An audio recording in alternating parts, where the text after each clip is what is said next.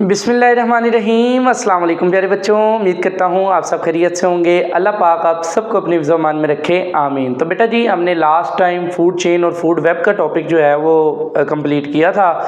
आज हम अपने नेक्स्ट टॉपिक की जानिब बढ़ रहे हैं और ये आपका लॉन्ग क्वेश्चन भी है और जिसका नाम है जी इकोलॉजिकल पिरामिड्स। तो इकोलॉजिकल पिरामिड क्या है, उसकी डेफिनेशन क्या है, उसकी एक्सप्लेनेशन क्या है, सारा कुछ आज के इस लेक्चर में हम स्टडी करेंगे। स्टार्ट करते हैं जी। सबसे पहले डेफिनेशन है बेटा ट्रॉफिक लेवल की। ट्रॉफिक लेवल क्या है? The different feeding levels of organism in an ecosystem are called trophic levels. ये जब मैंने आपको फूड चेन बताई थी, या हम जब से हमने ये चैप्टर शुरू किया, ये बारहा हम इन चीज़ों को डिस्कस कर चुके हैं कि जब भी एक फूड चेन स्टार्ट होती है वो प्रोड्यूसर से होती है। उनको हर्बीवोर्स खाते हैं, उनको कार्निवोर्स खाते हैं और प्राइमरी कार्निवोर्स को सेकेंडरी कार्निवोर्स खाते हैं। ठीक है, तो ये एक फूड चेन चलती है। तो इस पूरी फूड चेन में ये जो लेवल्स हैं, डिफरेंट फीडिंग लेवल्स, कि इसको ये खा रहा है, इसकी फीडिंग जो है, इसकी फीडिंग इन पे हो रही है, इसकी फीडिंग इन पे हो रही है। ये जो फीडिंग लेवल्स बने हुए हैं, इन लेवल्स को बेटा हम एक नाम देते हैं जिसका नाम है ट्रॉफिक लेवल।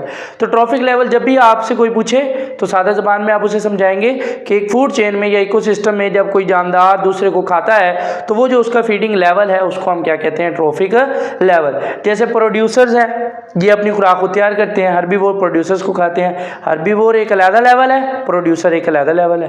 प्राइमरी कार्निवोर्स एक अलग ट्रॉफिक लेवल है और सेकेंडरी कार्निवोर्स एक अलग ट्रॉफिक लेवल है।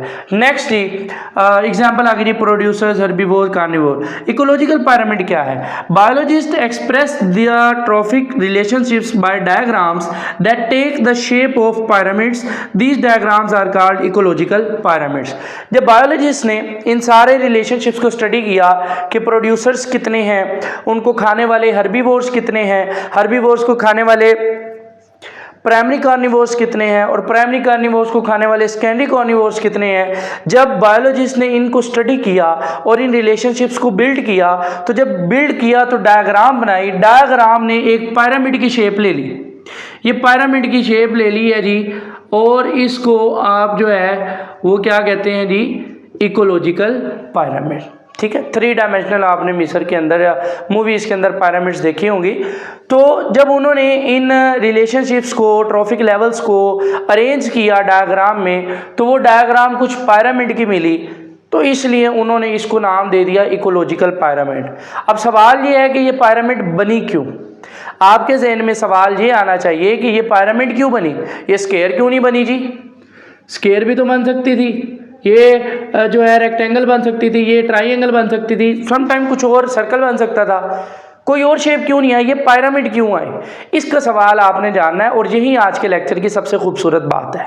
तो बेटा क्या सवाल था कि ये पिरामिड की शेप क्यों आई? पिरामिड की शेप इसलिए आई कि उन्होंने इन ऑर्गेनिजम्स को अरेंज किया नंबर की बुनियाद पे और वेट की बुनियाद पे। 2 चीज़ें मैं आपको बता रहा हूँ, एक नंबर तादाद की बुनियाद पे और दूसरा उनके वेट यानी वज़न के हिसाब से।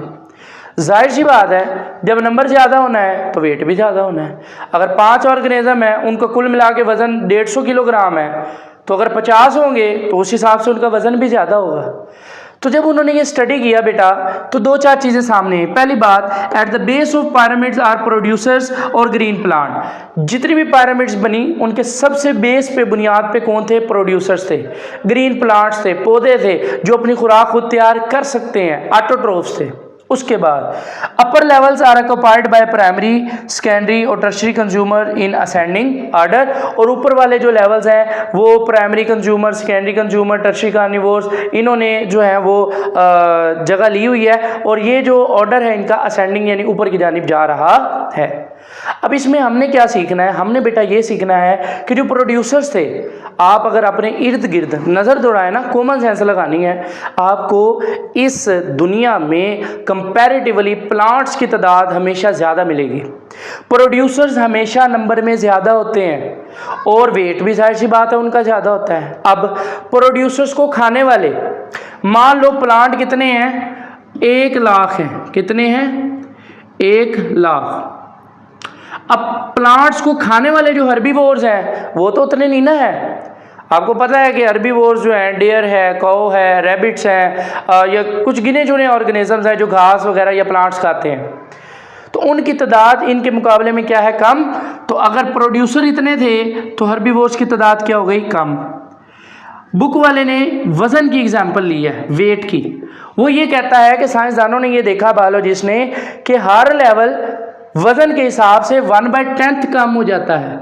1/10 मतलब अगर प्रोड्यूसर्स का वज़न 1 लाख kg है तो हर्बीवोर्स जो उनको खाने वाले हैं उनके ऑर्गेनिज्म सारे जमा कर दो, उनका वज़न उसका 1/10 है, मतलब इसको 10 पे डिवाइड करो तो 1 0 कट जाएगा, 10,000 kg आ गया। तो बेटा उसके बाद वो कहते हैं कि हर्बीवोर्स को खाने वाले जो प्राइमरी कार्निवोर्स हैं, ठीक है, मतलब अगर यहाँ पे रैबिट है तो रैबिट को खाने वाले फोक्स की तादाद उससे भी कम है, यानी वो भी उसका वजन 1/10 कम हो जाएगा, यानी 10,000 है, इसको 10 पे डिवाइड करो, 1 0 और मर गया, पीछे 1000 रह गया।